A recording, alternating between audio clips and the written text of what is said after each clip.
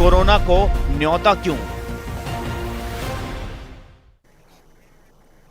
वडोदरा में 17 मई तक महामारी रेड अलर्ट लगा दिया गया है। लोगों से कोरोना गाइडलाइन की अपील की गई है, लेकिन वडोदरा में कई जगह लोग नियम कायदों की धज्जियां उड़ाने में लगे हैं।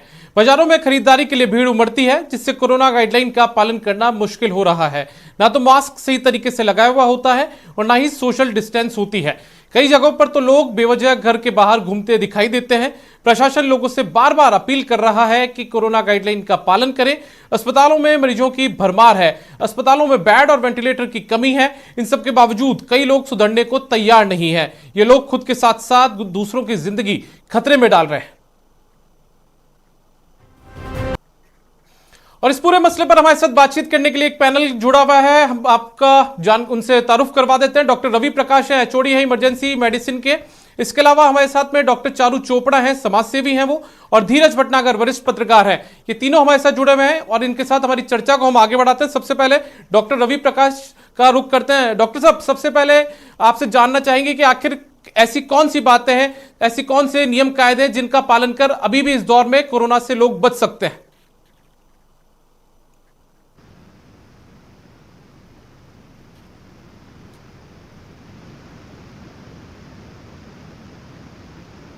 अभी हमें सबसे ध्यान देने योग्य बात वो है कि इसके लक्षण जितने जल्दी हो सके पहचान में आए। सबसे पहले अपने आप को घर में आइसोलेट करें, डॉक्टर की सलाह लें और उसके हिसाब से दवाइयां और टेस्ट जो भी वो एडवाइस करते हैं वो करें।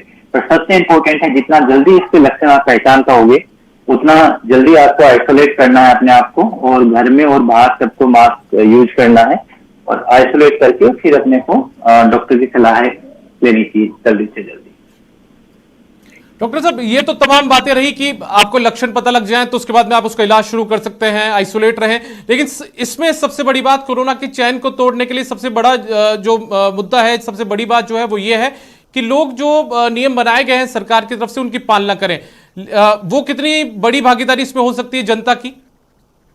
उसमें देखिए, ऐसा है, सरकार के लॉकडाउन, हम इसका इंतजार नहीं करना चाहिए कि सरकार ने लॉकडाउन में कितनी छूट दे रखी है, कितनी नहीं दे रखी है। हमें हमारी तरफ से, जैसे अभी गवर्नमेंट का भी है कि सेल्फ लॉकडाउन में रहें, तो हमें हमारी तरफ से मानना चाहिए कि 100% लॉकडाउन लगा हुआ है। जिसको जितना जरूरत हो उसी के हिसाब से बाहर निकले, बाहर अननेसेसरी बाहर नहीं घूमना चाहिए। बाहर जो जरूरी काम से निकलता है उसको भी मास्क और हैंड हाइजीन, जिसको अपन बोलते हैं, हाथ में सैनिटाइजर लगाना और उन चीजों का ध्यान रखते हुए सोशल डिस्टेंसिंग का पालन करना चाहिए। उसी से ये चैन तोड़ सकती है। हमारे साथ में डॉक्टर चारू चोपड़ा जुड़ी हुई है, समाज सेवी हैं, उनका रुख करते हैं। डॉक्टर चारू चोपड़ा, समाज की भी जिम्मेदारी यहां पर बनती है कि जो सरकार ने गाइडलाइन बनाई है, चाहे वो कर्फ्यू की पालना को लेकर हो, सोशल डिस्टेंसिंग को लेकर हो, इन तमाम चीजों की जिम्मेदारी समाज की भी बनती है। लेकिन समाज जो है वो कहीं ना कहीं यहां पर उस जिम्मेदारी का निर्वहन करने में नाकाम यहां पर साबित हो रहा है। जी बिल्कुल, समाज में हम लोगों को ये सोचकर अपने घर को छोड़ना चाहिए कि यही, अगर कोरोना क्योंकि हमें दिख नहीं रहा है इसलिए हम सोचते हैं कि ठीक है मेरा काम बहुत ज़रूरी है, पर यही अगर बाहर आंधी तूफान बहुत ज़ोर से आया होता तो क्या हम बाहर जाते? उस समय हम अपने घरों में बैठते। तो क्योंकि कोरोना नहीं दिख रहा है तो हम अपने आप को एक वजह देके बाहर निकल जाते हैं, ये बोल के कि हमारा काम बहुत ज़रूरी है। पर क्या उस समय ये काम इतना ज़रूरी है कि आपके घर वालों को, आप इस अपने समाज को उस रिस्क पे रख के आप बाहर लेके जा रहे हैं? तो जो चीज़ दिख नहीं रही है इसका मतलब ये नहीं है कि वो नहीं है, पर उसके भय से रहना घर में ज़रूरी नहीं है कि हम सारा दिन डर के रहें और उसको अपने घर में लेके आए। डरे ना, पर उसी समय अपने आप को जागरूक भी करें। जागरूक करना बहुत ज़रूरी है कि अगर आप जागरूकता से अपने एक्शंस लेंगे इस दुनिया में तो निश्चय कहीं ना कहीं आप अपने आप को, अपने परिवार वालों को और दूसरे लोगों को भी बचा पाएंगे। डॉक्टर चारू, आप बतौर समाज सेवी क्या कुछ और सुझाव देना चाहेंगी कि ये जो सरकार ने जो गाइडलाइन बनाई है उसकी बतौर जो पालना है वो और किस तरीके से प्रभावी तरीके से हो सकती है? तो जिस तरीके से मैं काम करती हूँ, मैं लोगों को बोलती हूँ कि आप जो भी स्टेप लेने जा रहे हैं, जो भी आप अगर आप घर से बाहर कदम रख रहे हैं तो अपने आप से एक प्रश्न ज़रूर करें, अपने अंतर्मन में एक बार ज़रूर पूछें कि क्या ये मेरा जो मैं एक आगे कदम लेने जा रहा हूँ या जा रही हूँ, उससे क्या फ़र्क पड़ सकता है मुझे और बाकी लोगों को। तो मैं लोगों के साथ जब काम करती हूँ तो मैं उन्हें बोलती हूँ कि डर के रहने की कोई ज़रूरत नहीं है, क्योंकि जो हो रहा है वो हो रहा है, हम उसे नहीं रोक सकते हैं बाहर। पर हम अपना जो कर्तव्य कर सकते हैं वो ये है कि जागरूकता से हम जीवन जिएं, अपने आप को खुश रखें, मेडिटेशन करें। इस बीमारी में अपनी फिजिकल एक्टिविटी करना बहुत ज़रूरी है। तो चाहे आप अपने आप को 15 मिनट की एक्सरसाइज कराएं या आप दिन में 3 बार करें, बट रेगुलर एक्सरसाइज करना बहुत ज़रूरी है। ब्रीदिंग एक्सरसाइज बहुत ज़रूरी है, मेडिटेशन तो अभी तरह तरह के व्हाट्सएप पे चीज़ें घूम रही हैं। आप कोई भी तरह की मेडिटेशन ले लीजिए जहाँ पे ब्रीदिंग एक्सरसाइज आपके लिए इजी है, वो करें। थोड़ा वॉक करें दिन भर में, और अपने आप को दिन भर इस तरह की न्यूज़ से थोड़ा सा दूर रखें, पर उसी समय अपने आप से एक प्रश्न पूछ के ही जागरूक इंसान के जैसे, जागरूक नागरिक के जैसे ये देखें कि मैं बाहर जाके इस दुनिया में क्या कर रही हूँ या क्या कर रहा हूँ, उससे क्या होगा। और अगर मैं अपने आप को हील कर सकती हूँ, मैं अपने आप को खुश रख सकती हूँ, मैं अपने आप को मोटिवेट करके आगे बढ़ सकती हूँ, तो मैं आगे 10 लोगों को कर सकती हूँ। तो उसी तरीके से अगर हर कोई इंसान अपना ध्यान रख ले तो हम डेफिनेटली इस बीमारी से ऊपर जा सकते हैं। पर हम अपना ध्यान नहीं रख के हम बाहर जा रहे हैं बिना सोचे समझे, तो हम उसको ऐड ही कर रहे हैं, उस बीमारी को, उसमें कुछ कमी नहीं कर रहे हैं। तो अभी जहाँ तक मैं देख रही हूँ लोग बहुत बाहर निकल रहे हैं मदद करने के लिए, तो कीजिए, लेकिन मास्क, ग्लव्स, सैनिटाइजेशन ये बिल्कुल निश्चय है कि हमें करना ही पड़ेगा। और बिल्कुल एक कदम लेते वक्त पूछे अपने आप से कि इस कदम से मैं कितने लोगों को रिस्क पे डाल रहा हूँ। बिल्कुल, लोगों को खुद का ध्यान खुद रखना होगा और उसके बाद में ही इस जो बीमारी से निजात है वो यहाँ पर पाई जा सकती है। हमारे साथ में धीरज पटनाकर हैं, वरिष्ठ पत्रकार हैं, उनका रुख करते हैं। धीरज जी, आप बताइए कि किस तरीके से सरकारें भी लगातार जो कठोर कदम है वो यहाँ पर उठाई जा रही है, लगातार नए नए नियम भी सरकार की तरफ से यहाँ पर उठाए गए हैं, लेकिन बावजूद इसके जो जनता है वो मानने को तैयार नहीं है और लापरवाही जो है उसी की बानगी है कि लगातार जो मरीज है उनकी संख्या में यहाँ पर इजाफा देखने को मिल रहा है। तो क्या जो कदम है वो सरकार और उठा सकती है यहाँ पर?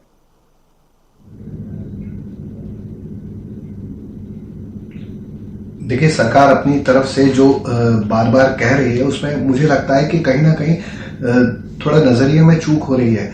एक तरफ आपने कहा कि बेवजह बाहर निकलना मना है, लेकिन दूसरी तरफ 18 से प्लस वालों को वैक्सीन लगाना शुरू कर दिया है, तो बाहर वो भीड़ निकल रही है। 18 साल की जो लड़कियां हैं वो अपने परिजनों के साथ ही जाएंगी, तो उनके साथ 1+1 ऐड होके जा रहा है। सेंटर्स पे भीड़ है और उस भीड़ में, क्योंकि मैं देख चुका हूं अभी पिछले 5 दिनों में तकरीबन मैं 7-8 ऐसे लोगों को जानता हूं जो वैक्सीन लगाने गए थे, उसके 3rd डे पॉजिटिव आए हैं और किसी एक सेंटर से ही करीब 4-5 जने पॉजिटिव आए हैं। इसका मतलब वहां जो वैक्सीन लगवाने आए थे या तो उनका कोई परिजन या खुद वो कोई ना कोई तो पॉजिटिव रहा होगा जो एसिम्प्टोमेटिक था और उसने बाद में जाके सिम्टम्स दिखा दिए। अगर लोग घर से बाहर निकल रहे हैं और वो कहते हैं कि हम वैक्सीन लगवाने जा रहे हैं, तो आप उन्हें रोक नहीं सकते हैं। तो डिसिप्लिन की बहुत जरूरत है कि वो आखिर वो जा कहां रहे हैं। सब्जी मंडियों का हाल इतना खराब है, आप सुबह 6 बजे से 11 बजे तक जब सब्जी मंडी खुलती है, आप वहां की हालत देखिए। कोई भी सब्जी बेचने वाला मास्क लगा के नहीं बैठा हुआ है, खरीदार के मास्क नाक से नीचे लटका हुआ है। अभी जिस एक तरफ तो सरकार बार बार बता रही है कि हर तीसरा व्यक्ति पॉजिटिव है, इसका मतलब यह हुआ कि सड़क पे घूमता हुआ हर आदमी हम पॉजिटिव मान के चले तो वो हर आदमी कैरियर है। एक और चीज देखिए, आप जो भी हॉस्पिटल अपने मरीज को दिखाने जा रहे हैं वो परिजन आ रहे हैं। मैंने पहले भी इसी चैनल के माध्यम से कहा था कि कॉन्टैक्ट ट्रेसिंग बहुत इंपॉर्टेंट हो गई है आज की तारीख में, लेकिन वो जो परिजन आते हैं अपने मरीज को भर्ती कराते हैं हॉस्पिटल में और खुद घर चले जाते हैं। कैसे मान लेते हैं कि जो भर्ती कराने आया है वो इन्फेक्ट नहीं हुआ होगा और वो घर जाके सामान्य व्यक्तियों के जैसे रहता है जब तक कि उसके सिम्टम नहीं आते। लेकिन जब तक सिम्टम आते हैं उस व्यक्ति के, वो तब तक वो इन्फेक्शन अपने घर के दूसरे लोगों को दे चुका होता है। ये देखने में आ रहा है कि उसी परिवार पूरा परिवार इस समय एक साथ संक्रमित हो रहा है। तो लिहाजा यहाँ डिसिप्लिन रहने की बहुत सख्त जरूरत है। खुद मानना पड़ेगा, सरकार की घोषणा से कोई फर्क पड़ने वाला नहीं है, क्योंकि सरकार के पास उतना ही व्यवस्था है, हर जगह रोका नहीं जा सकता है। सड़क पे आप घूम रहे हैं, बेवजह घूमे चले जा रहे हैं, क्यों घूम रहे हैं? आखिर पुलिस वाले भी रोक रोक के थक गए हैं, वो गली कोने कचूलों में से निकल के घूमने चले जाते हैं। तो ये डिसिप्लिन की बात है। दूसरी इंपॉर्टेंट बात यह है कि मास वैक्सीनेशन, जब तक कि वैक्सीनेशन नहीं होगा हम इस पे अब रोक नहीं सकते, क्योंकि अगर हमारे पास लॉकडाउन अंतिम विकल्प है और यही विकल्प बचा है तो लॉकडाउन लगाने के बाद जो परेशानियां आएंगी वो बहुत विकट होंगी। लिहाजा अभी सुधरने का वक्त है जनता के लिए कि चेन तोड़ना है तो खुद विजिलेंट हो जाए, समझें और ये मान के चलें कि हर दूसरा व्यक्ति जो है वो पॉजिटिव है। लिहाजा सारे बचाव के मेजर्स, मास्क हो चाहे कैप हो या सोशल डिस्टेंसिंग हो, उन सबको बिल्कुल अपनाना ही पड़ेगा। बिल्कुल धीरज, आप सही कह रहे हैं कि जनता को खुद यहां पर समझना पड़ेगा। लगातार जिस तरीके से लोग सड़कों पर निकल रहे हैं उसे निकलना कम करना पड़ेगा और खुद जो एक तरीके से उपाय हैं वो खुद जनता को यहां पर अपनाने पड़ेंगे। हमारे साथ में डॉक्टर रवि प्रकाश भी जुड़े हुए हैं, उनका एक बार फिर से रुख करते हैं। डॉक्टर साहब, मैं आपसे समझना चाहूंगा कि जनता को आप खुद बताएं कि आखिर कितना भयानक हो सकता है नियमों को तोड़ना, लगातार घर से बाहर निकलना, मास्क का उपयोग ना करना, लगातार संक्रमित व्यक्तियों के उसमें नजदीक में आना, ये कितना खतरनाक हो सकता है? खुद अपनी जुबानी जो है वो लोगों को बताएं। देखिए, इसमें होता ये है कि जैसे हम इमरजेंसी में पेशेंट्स आते हैं हमारे पास में, तो बहुत सारे पेशेंट्स बताते हैं कि इनके घर में ये अनहोनी हो गई है, इनके घर में ये अनहोनी हो गई। तो कहने का मतलब ये है कि वो पेशेंट आते हैं और उसके साथ में जो लोग भी होते हैं वो कोई भी इस चीज़ का, लगभग लोग मास्क नहीं होता उनके पास में, या तो गमछा लगा के रखते हैं। तो गमछे से तो इसका कोई हल नहीं होने वाला है, क्योंकि गमछे का पता नहीं होता कब आपने बाहर की तरफ किया, कब अंदर की तरफ किया है। हैंड सैनिटाइजर भी लगभग किसी के पास में नहीं होता है। तो इसमें हमें सबसे इम्पोर्टेंट जो चीज़ है वो एक एक्सेप्टेंस है, जो पेशेंट्स को, जैसे डॉक्टर से आप एडवाइस लेते हो कि आप कोरोना के लक्षण हैं, तो इसको एक्सेप्ट करना और उसके हिसाब से बिहेव करना। उसमें एक बड़ी गलती लोग कर देते हैं कि उसको एक्सेप्ट नहीं करते हैं, वो RT-PCR करवाते हैं टेस्ट, वो नेगेटिव आ जाता है तो कहते हैं नहीं जी हमारा तो कोरोना नहीं है। ऐसा नहीं है, हर टेस्ट की लिमिटेशंस होती हैं। RT-PCR भी फॉल्स नेगेटिव आ सकता है। फिर अपने आप से वो CT करवाने जाते हैं, CT के लिए कहते हैं कि साहब CT नेगेटिव है तो हमें तो कोरोना नहीं है, बल्कि हकीकत में है कि हम पहले दिन CT नहीं करवाते हैं। HRCT में भी जो लक्षण है, जो उसके जो चेंजेज हैं होने में टाइम लगता है। तो ये जो चीज़ है डॉक्टर्स ने जो आपको बताया है, आपको भी पता है, जो गवर्नमेंट कह रही है कि कोई जो लक्षण होते हैं जिसमें अपर रेस्पिरेटरी इन्फेक्शन के, जिसमें गला खराब है, बुखार है, तो सबसे पहले अपने आप को आइसोलेट करना चाहिए। बट यहाँ पे सब लगभग लोग प्रूव करना चाहते हैं कि पहले कि हमें है कि नहीं है। हमें उससे पहले आइसोलेट होना है, अपने आप को बचाना है, घर वालों को बचाना है, और फिर देखना है कि वो है कि नहीं है। नहीं है तो बाहर आ जाएंगे वापस 2 दिन में। यहाँ सबसे बड़ी गलती कर देते हैं लोग बात। डॉक्टर साहब, यदि इसी तरीके से लोग यदि लगातार जो नियम है उनकी अवहेलना करते रहे तो हम किस स्थिति में आगे बढ़ रहे हैं और कौन सी भयानक स्थिति हमको आगे देखने को मिल सकती है? सर, जहाँ तक पूरी डेली न्यूज चैनल्स दिखाते हैं और कहीं पे ऑक्सीजन नहीं है, कहीं पे बेड्स नहीं है, ये सब जानते हुए भी हम ध्यान नहीं रख पा रहे हैं अपना, तो हम एक बहुत ही भयावह स्थिति की तरफ बढ़ सकते हैं आगे। अगर ये सब चीजें पता होते हुए भी अगर हम ध्यान नहीं रखते हैं तो बिल्कुल, इन तमाम चीज़ों की जानकारी होने के बाद भी यदि हम इस तरीके से आगे बढ़ रहे हैं तो जो हालात हैं वो और ज़्यादा भयावह यहाँ पर हो सकते हैं। हमारे साथ में डॉक्टर चारू चोपड़ा जुड़ी हुई हैं, वो समाजसेवी हैं, उनका रुख करते हैं। चारू जी, लगातार जो बातें हैं वो उसी स्तर पर आकर रुक जाती है कि जो समाज है, जो जनता है, वो यहाँ पर कहीं ना कहीं साथ देती हुई नजर नहीं आती है। कैसे जनता का साथ मिल सकता है? इस तरीके से देखती हूँ कि कभी भी हमारे देश में कुछ भी हुआ है तो सबसे पहले लोग एक दूसरे को दोष देते हैं, और जहाँ पे कुछ नहीं मिलता है वहाँ पे हम जाके सरकार को दोष देने लग जाते हैं। तो दोष दीजिए, कोई दिक्कत नहीं है, पर उस दोष से आप अपने घरों में क्या कर रहे हैं? दोष दे के कोई नहीं आएगा आपको बचाने के लिए। आपको अपनी जिम्मेवारी खुद लेनी पड़ेगी। तो जब आप सुबह उठते हैं तो आप अपने आप से पूछिए कि मैं क्या आज अपने प्रति जिम्मेवारी ले सकता हूँ, अपने घर वालों के प्रति क्या जिम्मेदारी से कर सकता हूँ, बजाय इसके कि आप दिन भर उस नेगेटिविटी की तरफ रुख करते हैं कि सरकार ये नहीं कर रही, सरकार वो नहीं कर रही। सबके लिए सिचुएशन यही कहीं ना कहीं पे एक ब्लॉक लगा हुआ है। जिस तरीके से अभी सर ने बोला कि अगर लोग वैक्सीनेशन के लिए बाहर जा रहे हैं तो वहाँ पे लोग संक्रमित हो रहे हैं, और अगर वो घर नहीं जा रहे हैं तो लोग बोल रहे हैं कि उन्हें वैक्सीनेशन नहीं मिल रहा है। ऑक्सीजन का इंतजाम किया जा रहा है, पर अगर दिन ब दिन लोग बढ़ते ही जाएंगे तो कहीं ना कहीं तो सप्लाई बंद खत्म होगा ही। कहाँ से हम उतना सप्लाई ला पाएंगे? तो ये निश्चय है कि हम लोगों को अपने प्रति, अपने आप के लिए वहाँ रोक लगानी ही पड़ेगी और अपने आप को घर में रखना पड़ेगा। अगर हम कहीं ना कहीं 10 से 15 दिन अपने अपने घरों में रह जाते हैं, और जैसे कि सब्जी वालों का बताया, अगर नहीं लेते हैं हम, इस तरीके से बहुत सारे इस श्रेणी के लोग हैं जो अगर 10 दिन घर से बाहर नहीं निकले तो उनके घर का राशन चल सकता है ज़रूर, और उसकी बजाय हम बाहर जाते हैं चीज़ें लेने के लिए कि कोई बात नहीं, मुझे तो नहीं होगा कोरोना। पर जैसे सर ने बोला कि हर कोई दूसरा बंदा कैरियर हो सकता है, तो इस समय अगर आप अपने घर में बैठे हैं तो सेफ है। उसके बजाय हम उस चीज़ पे अगर दोष निकालते हैं, या अगर हम उसके बारे में बोलते हैं कि घर से निकल नहीं पा रहे हैं, सरकार कुछ नहीं कर रही है, तो उसी तरह की वाइब्रेशन आप बनते हैं और कोरोना आता ही है। कोरोना एक भय, एक वाइब्रेशन है जिसको आप अपने यूनिवर्स में लेके आते हैं, जो आके आपको करेगा ही करेगा अगर आप जागरूक नहीं हैं, अगर आपको भय है, या अगर आप नेगेटिविटी की तरफ खिंच रहे हैं। तो किसी को दोष देने की बजाय आप देखिए कि आप आज किसके लिए शुक्रगुजार हो सकते हैं, किसके लिए आप ग्रैटिट्यूड रख सकते हैं। अगर आपके पास घर है, आपको पानी मिल रहा है, खाना मिल रहा है, आपके घर वाले ठीक है, तो आप शुक्र मनाएं। उससे बहुत बहुत लोग सेफ भी हुए हैं। बहुत सारे लोगों के साथ मैं काम कर रही हूँ जहाँ पे अगर वो सुबह उठ के ये कुछ रूटीन फॉलो करते हैं कि किस चीज़ के लिए वो शुक्रगुजार हैं और किस तरीके से वो अपने ऊपर ध्यान रख सकते हैं, तो बहुत लोग ठीक भी हो रहे हैं। और सर ने बोला जैसे कि 10 मिनट, 10 दिन, 15 दिन अगर आप घर में रह लेंगे तो कुछ नहीं हो जाएगा। बजाय उसके आप दिन भर गुस्से में और एक दूसरे को दोष लगाएंगे तो आप उस वाइब्रेशन को अपने यूनिवर्स में लेके आते ही हैं।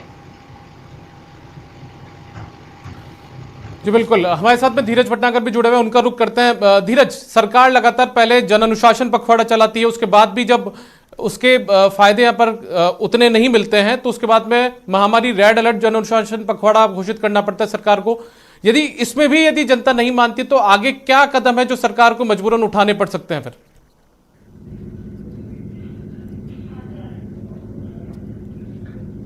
देखिए, सरकार के पास कदम तो आखिरी एक ही है कि कंप्लीट लॉकडाउन कर दिया जाए, लेकिन मेरे ये समझ में नहीं आ रहा है कि आखिर जब आम आदमी को समझ में आ रहा है, सबको दिखाई दे रहा है, तो ये किस तरीके का जन अनुशासन पखवाड़ा है, ये सब कहने की बातें नजर आ रही हैं। आपको रोज सब्जी लेने जाना है, इसलिए सब्जी मंडी रोज सुबह 6 बजे से 11 बजे तक, सुबह दोपहर को 12 बजे तक खुली रहेगी। क्या रोज सब्जी खरीदने जाना होता है क्या? और जिन सब्जी वालों से सब्जी खरीद रहे हैं, क्या आपने उनको चेक किया है आज तक कि वो कैरियर है या नहीं है? आपके पास कोई कॉन्टैक्ट ट्रेसिंग है नहीं, लेकिन आप रोज सब्जी मंडी खोल देते हो, रोज आप दूध की दुकान खोल देते हो। चलिए, दूध जरूरी है, दूध वाला घर भी दे जा सकता है, सब्जी है, किराना है, ये रोज रोज सामान नहीं आता है। मेरे घर में तो रोज मैं नहीं लाता हूँ। बहुत सारे लोग ऐसे भी हैं कि ऐसा नहीं है कि 10 रुपए के आलू ले आए और 5 रुपए की प्याज ले आए, रोज थोड़ी लाएंगे वो। कृपया करके इनको एक दिन के लिए एरिया वाइज कर दीजिए कि एक इलाके में, जयपुर के इस इलाके में आज सब्जी बिकेगी, आज खरीद लीजिए आप 4-5 दिन की, 5 दिन बाद फिर से मंडी खुलेगी। कम से कम 5 दिन तक तो उस भीड़ को आप रोकेंगे उस इलाके में निकलने के लिए। हर आदमी घर से निकल जाता है 6 से 11 सब्जी लेने। जो पूरा मोहल्ला सब्जी ले रहा होता है 6 से 11 में, वो सब्जी नहीं ले रहा होता है, वो सिर्फ तफरी कर रहा होता है। तो ये इसको तोड़ने के लिए ये सबसे एक इंपॉर्टेंट कदम हो सकता है कि आप एरिया वाइज दुकानें खोलना शुरू कर दें और बंद रखें बाकी के दिन। हफ्ते में एक ही दिन खोलें। कितने लोग हैं जिनके रोज रोज राशन आ रहा है? सब चून का सामान रोज नहीं आता, परचून का सामान। तो इस पे एक ध्यान दिया जा सकता है। दूसरा इंपॉर्टेंट चीज जो मैं शेयर करना चाहता हूं अपने दर्शकों के साथ, वो ये है कि हालात बहुत सामान्य नहीं है। जब तक अपने पे नहीं पड़ी है तब तक सामान्य लग रहे हैं। देखिए, मेरे पास एज ए जर्नलिस्ट, मेरे तमाम मित्रों के तमाम फोन आते हैं, हॉस्पिटल में जगह दिला दीजिए, किसी को फोन कर दीजिए। मैं जान रहा हूं पिछले 5 दिन से एक भी बेड नहीं दिलवा पाया किसी हॉस्पिटल में, क्योंकि हॉस्पिटल में बेड है ही नहीं। इंपॉर्टेंट बात यह है कि सबसे ज्यादा अब मरीज आ रहा है, उसको चाहिए ऑक्सीजन बेड। ऑक्सीजन बेड से जैसे ही वो थोड़ा सा सिक होता है, वो सीधे शिफ्ट होता है आईसीयू में। ऑक्सीजन बेड से तो वो निकल जाएगा 2 दिन में, लेकिन आईसीयू बेड से वो 2 दिन में बाहर नहीं निकलता। हर आदमी के पास हर हॉस्पिटल में आईसीयू बेड लिमिटेड है। अगर 20 बेड भरे हैं तो मान के चलिए अगले 10 दिन तक वो 20 बेड खाली नहीं होंगे जब तक वो सही नहीं होगा। तो आप अगले 2 दिन में तो आप फिर से 20 जने तैयार हो जाते हैं आईसीयू बेड की डिमांड वाले। तो आईसीयू बेड आएंगे कहां से? अचानक ओवरनाइट को इतने सारे वेंटिलेटर से इतने सारे आईसीयू बेड अभी खड़े कर पाना संभव नहीं है। अभी संभव जो दिख रहा है वो ये है कि खुद को उस स्थिति तक लाने से पहले रोक लिया जाए, और उसका एक ही तरीका हो सकता है कि खुद को घरों में रख लिया जाए।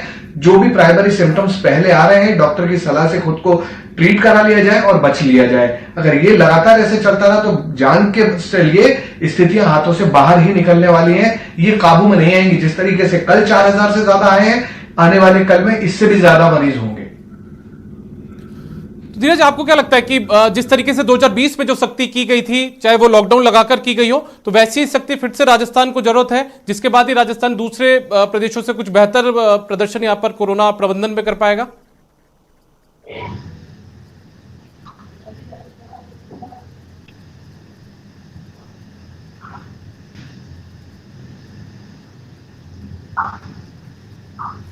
धीरज, मैं आपसे मेरा सवाल यह है कि जो सख्तियां 2020 में की गई थी, जिन एरिया वाइज दुकानों को खोलने की अनुमति की आपने बात की, वैसी सख्ती यदि फिर से की जाए तो ही शायद इस पर काबू पाया जा सकता है।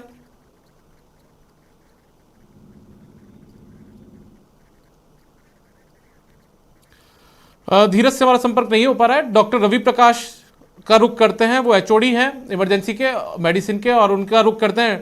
डॉक्टर साहब, मुझे ये बताइए कि लगातार हमारे जो दूसरे पैनलिस्ट हैं वो जिस तरीके की बातों का जिक्र कर रहे हैं कि सख्ती की पालना नहीं हो पा रही है, तो क्या सरकार को भी ये कदम उठाया जाना चाहिए कि और ज्यादा सख्ती की जाए? 2020 में जिस तरीके से राजस्थान कुछ बेहतर प्रदर्शन कर पाया था कोविड के अंदर, तो वैसा प्रदर्शन फिर से कर पाए उसके लिए सख्ती और करनी पड़ेगी सरकार को? हाँ, इसमें जो सरकार का जो चीज है, सरकार अगर थोड़ी सी सख्ती करती है, जो केस का रेट अगर थोड़ा सा जैसे 4000 3000 डेली के आते हैं, अगर उनसे आधे होते हैं, कम होते हैं, तो बताया था उन्होंने पहले, तो उस कंडीशन में केस का जो डेली काउंट है वो कम होता है, तो वो हमारे लिए बहुत अच्छा है। क्योंकि अभी जो प्रॉब्लम है वो ये है कि एक दिन में इतने केस आ जा रहे हैं, उनको ट्रीटमेंट के लिए बेड नहीं मिल रहा है, डॉक्टर्स कंसल्टेशन के लिए उनको लाइन में लगना पड़ता है, वहां पे भी जगह नहीं होती है। तो सख्ती करने से हमें टाइम मिलेगा बाकी मरीजों को सबको पूरा इलाज दे सकें, वो एक चैन भी तोड़ेगा और मरीजों की डेली की जो संख्या है वो कम होगी उससे। तो इसमें सख्ती या तो सरकार करे या जनता अपने आप करे, दोनों को ही मिलकर के करना होगा। ये सख्ती अपने आप को सेल्फ लॉकडाउन में रखे और सरकार को भी चाहिए कि वो थोड़ी सख्ती करे बाहर निकलने वालों के। तो बिल्कुल देखिए, लगातार जो बातें सामने आ रही है वो यही है कि जनता को खुद को भी घर के अंदर खुद को लॉक करना पड़ेगा और सरकार को और ज्यादा सख्ती यहां पर करनी पड़ेगी। हम धीरज भटनागर का वापस से रुख करते हैं, उनसे हमारा संपर्क टूट गया था। धीरज, आप जिन बातों का जिक्र अपनी बात में पहले कर रहे थे, तो क्या सरकार को और ज्यादा प्रभावी कदम यहां पर उठाने पड़ेंगे मजबूरन? क्योंकि जिस तरीके से लोग जनता मान नहीं रही है, तो क्या 2020 में जो सख्ती सरकार ने की थी वापस से वैसी सख्ती करने की जरूरत यहां पर है?